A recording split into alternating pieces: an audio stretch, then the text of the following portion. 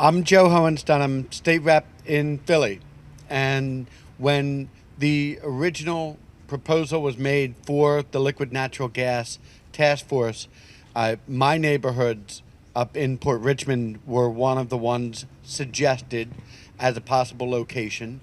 And that was my initial reason for joining the task force. And then when we found out that the actual target was down here in Chester, and my colleague Carol Kazim's district, we decided that we had to change focus and make sure this community had the chance to make sure that its voice was heard.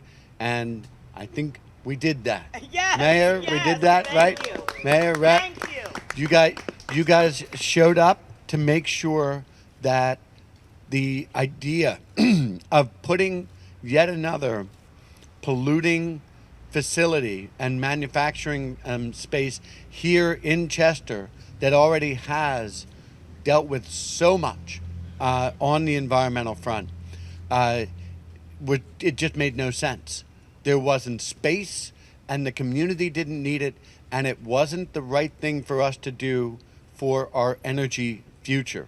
And so that's the thing that the president, I think, has recently recognized is we do have significant liquid natural gas infrastructure to take the gas that is being produced in Pennsylvania and in the United States and be able to have it go out of the United States and help our economy.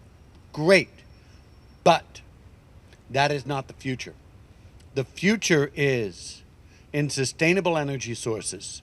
The future is in making sure that fossil fuels are only a bridge to get us to those sustainable energy sources. And what we have to do is invest in wind, solar, Yes, geothermal, yes, all of yes, these other clean sources are in it, yes. clean energy. Yes.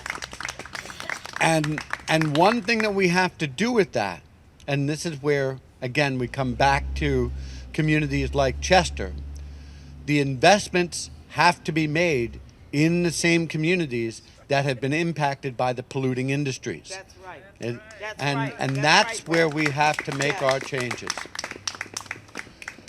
And the industries themselves have to recognize that one of the most important parts of that is the workers and the jobs.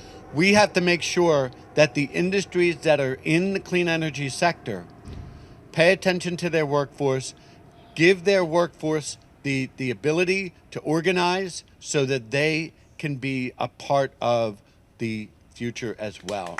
Yes. Yes. So Thank you, Brett. with all of that, we'll take this breath, right? We'll recognize that we have done a good thing, and then we've got to get to the continuing work at hand. So thank you Thank you, for having me, and Rep and Mayor, thank you for having me as well.